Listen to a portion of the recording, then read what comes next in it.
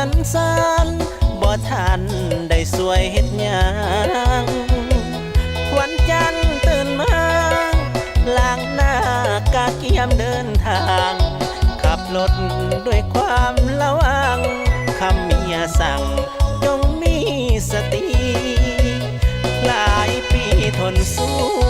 อายุก็เพิ่มแก่กายเวียกงานที่หักมอบหมายต้องได้เหตุหลอนหน้าที่จะแดดหรือฝนสู้ทนความหวังยังมีบำนาญอีกบนหลายปีสู่ถึงที่ไปตามขาดฝันวันสุขตอนแลงเมียแพงเคยได้โทรหาแต่งกินนั่งคอยผัวมารอท่ากินข้าวร่วมกันอาหารแซ่บซอยพร้อมทั้งหอยยิ้มหวานครอบครัวมีสุขสำราญยิ่งเบิกบานสู้ฝันเลื่อยไปบ่ได้อยู่บ้านก็ย้อนเวียกงานหน้าที่ภรรยาผู้แสนดีสามีบ่เคยนอกใจไปตามแนวทางคำสั่งท่านถึงมอบหมายดึกดื่นบ่ไปเที่ยวใสน้ำคนเย้ยใส่ว่ารอ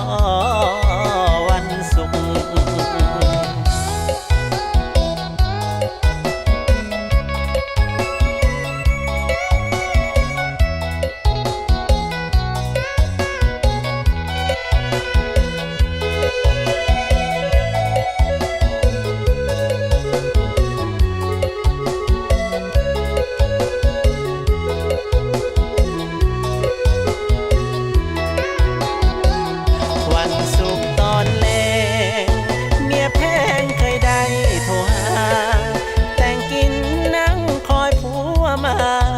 รอท่ากินข้าวร่วมกันอาหารแซ่บซอยพร้อมทั้งหอยยิ้มหวานครอบครัวมีสุขสำราญยิ่งเบิกบานสู้ฝันเลื่อยไปบ่ได้อยู่บ้านก็ย้อนเวียกงานหน้าที่ภรรยาผู้แสนดีสามีบ่เคยนอกใจไปตามแนวทาง